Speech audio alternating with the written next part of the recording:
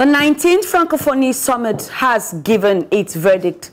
In this edition, resolutions and the future of French in Africa. Ladies and gentlemen, this is the news of the day live from Global LTV Studios. You're welcome.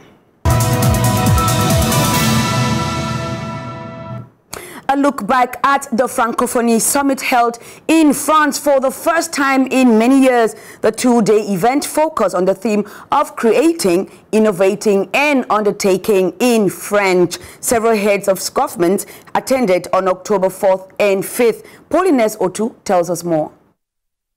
Pour la première fois depuis plus d'une trentaine d'années, le sommet de la francophonie s'est tenu en France. Y étaient présents environ une centaine de chefs d'État et de gouvernement francophones, parmi lesquels Paul Kagame du Rwanda, Félix Tshisekedi de la RDC, Alassane Ouattara de la Côte d'Ivoire, pour ne citer que cela. Notre rôle n'est pas de faire avancer les intérêts d'un seul pays. Nous travaillons comme bloc, aujourd'hui de 88 États et gouvernements, parce qu'il y a des gouvernements aussi, tels que le Québec, la Wallonie, Bruxelles. Et donc, nous essayons de trouver un dénominateur commun sur lequel nous engageons des activités qui nous donnent de l'influence. Ce sont principalement Villecotteret et Paris qui les ont abrités. Pour cette 19e édition, des échanges, des spectacles et performances mettent à l'honneur la créativité et les arts vivant des 5 continents. Créer, innover et entreprendre en français est le thème porté par l'Organisation internationale de la francophonie. La dite organisation est dédiée à la promotion du français et à la mise en œuvre d'une coopération politique, éducative, économique et culturelle. Le rendez-vous est d'ores et déjà pris pour 2025 pour la prochaine édition. The 19th Francophonie Summit was held on October 4th and 5th, 2024 in Villecotteret and Paris, I beg your pardon. At the end of a 2-day of hard work, the heads of states and governments adopted several resolutions, including multiculturalism and crisis management, with the resolution on crisis in French-speaking world as one of the major texts. Bring the Nong on this reply. Au thème du 19e sommet de la francophonie tenu les 4 et 5 octobre 2024 à Villers-Cotterêts et Paris, des résolutions ont été prises par les chefs d'État et de gouvernement.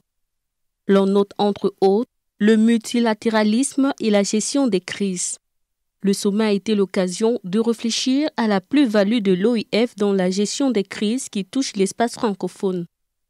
Les travaux ont également donné lieu à l'adoption de 3 textes majeurs, notamment la déclaration du sommet, la déclaration de solidarité avec le Liban et la résolution sur les crises dans l'espace francophone.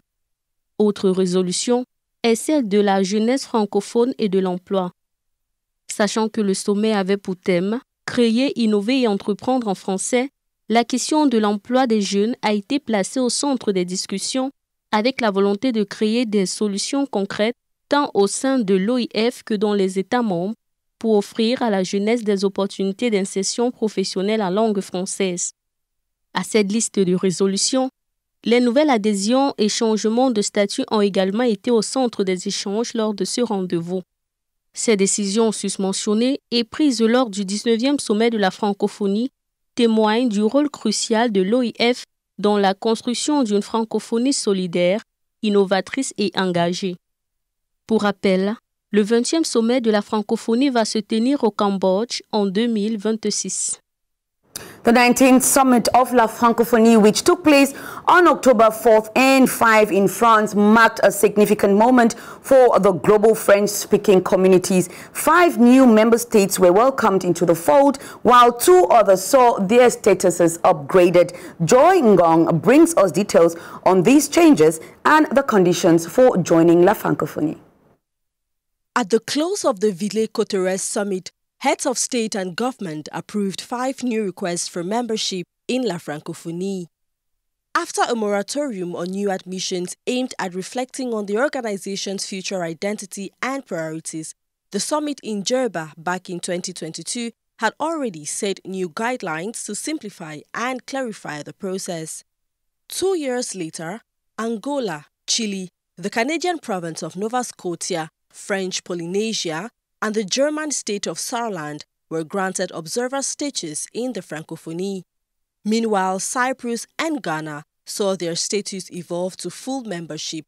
L'Angola, dès mon arrivée en 2019, m'avait demandé, président de la République d'Angola, mes collègues ministres, à intégrer la francophonie parce qu'en fait, ils sont voisins, par exemple, de la grande République démocratique du Congo. Le Chili, je pense que c'est surtout par rapport à la relation que le Chili historiquement a eue avec la France. This brings the organization's total to 93 states and governments, 56 full members, 5 associate members, and 32 observers. But becoming part of this global body is no easy feat. A formal request must be submitted by the head of state or government, and the application goes through a detailed multi-step process. A technical observation mission is deployed to assess the country's or region's commitment to promoting the French language, cultural diversity, and democratic values. Only after this rigorous examination is a recommendation made, and final submission requires unanimous approval from all member states at the summit. In exceptional cases, states where French is an official or privileged language can gain full membership directly. For non-French-speaking countries like Ghana, Chile, and Saarland, joining La Francophonie offers strategic cultural, economic, and diplomatic benefits. Now, while the Francophonie expands its membership around the world, the French language actually is losing grounds in Africa's French colonies. A hybrid vocabulary, poor French words, and a film industry now rich in local languages are just a few examples. The future of the language of Molière in Africa is open to question. Colin Bekatel tells us all about it.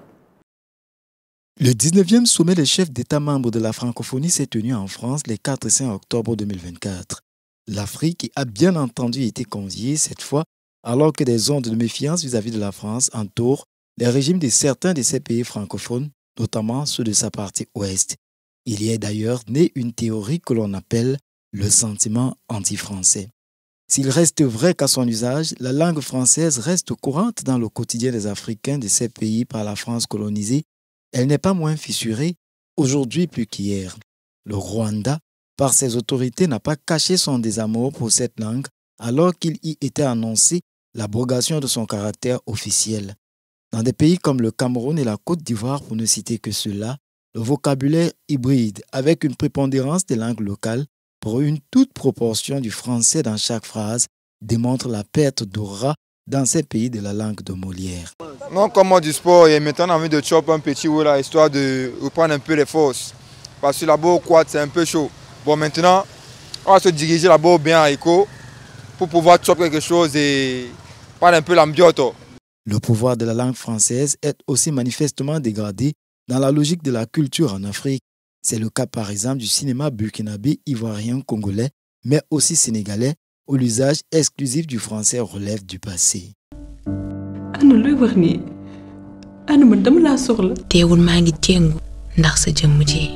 Des programmes d'apprentissage des langues maternelles dans beaucoup de colonies françaises en Afrique annoncent la fin du temps où l'usage du français relevait du luxe dans les familles et surtout où la non-maîtrise de son usage pouvait être considérée comme un frein à une insertion professionnelle ou à une ascension sociale. Quel est donc l'avenir de la langue française en Afrique? Peut-on dire que c'est pour elle que sonne le glas dans le continent noir? L'avenir nous le dira.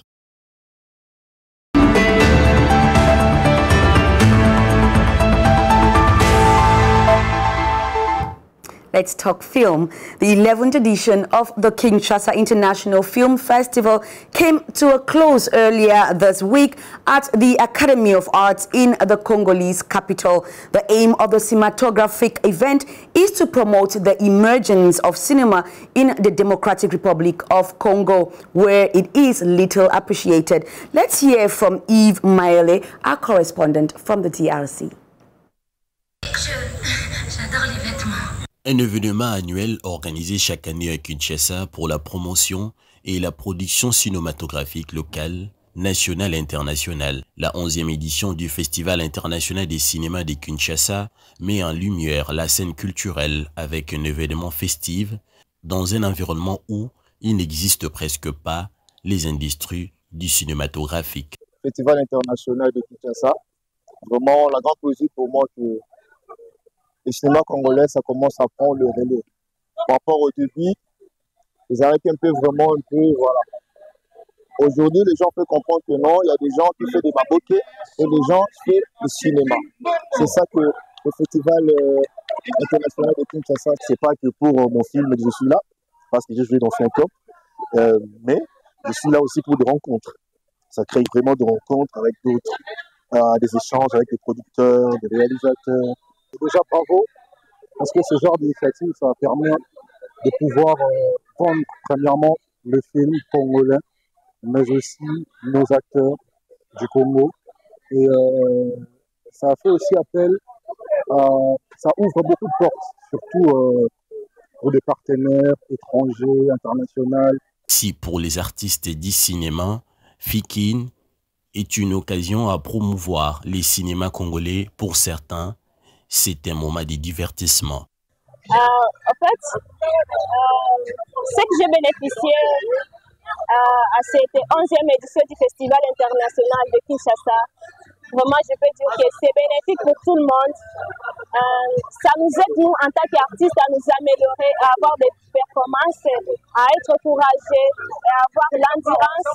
Cela nous fait voir que le cinéma de Kinshasa a de l'avenir, le cinéma de la capitale a de l'avenir. Et c'est également une occasion pour plusieurs acteurs de recevoir le prix de meilleur film, le prix de meilleur film de l'école, donc de films qui ont été suivis pendant 7 ans, depuis le début de cette 11e édition du Festival international du cinéma de Kinshasa.